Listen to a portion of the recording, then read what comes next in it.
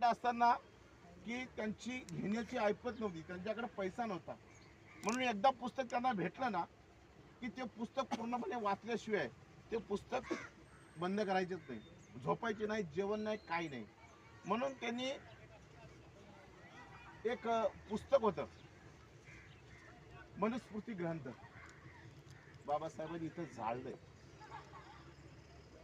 म्हणून आज तुम्ही महिला स्वातंत्र्य झाल्यात, याचं योगदान हे बाबासाहेबांना आहे.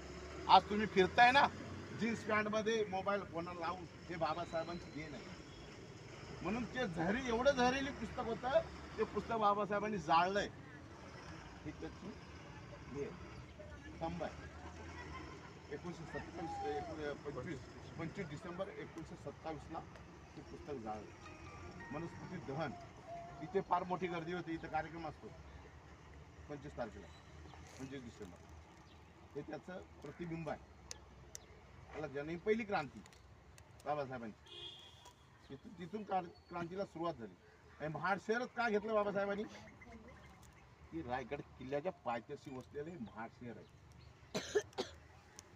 आता जिथं रायगड किल्ल्याच्या पायथ्याशी आहे शहर, महाड शहर आहे. म्हणून बाबासाहेबांनी महाड शहरच घेतले.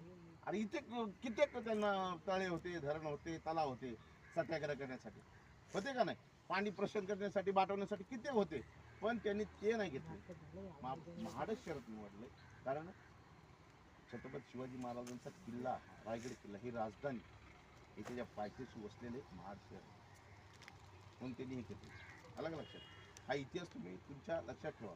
ते सरांनी जे सांगितलं ना तुम्हाला की तुम्ही आज हे आता हे बघा गॉगल, चष्मा, तुम्हाला वाटेल तसे कपडे तुम्ही घालू शकता. तर ते मनुस्मृतीमध्ये असं लिहिलेलं आहे. आणि त्याचा पहिले लोक काय करायचे की त्यांनी जे लिहिलंय कुठलं तरी शास्त्र, कुठला तरी धर्म, मी तुम्हाला वारंवार सांगत असतो, तुम्ही अभ्यास करताना ज्यावेळेस अभ्यास करायला लागला का आपली बत्ती चालत असते, आपलं डोकं चालतं.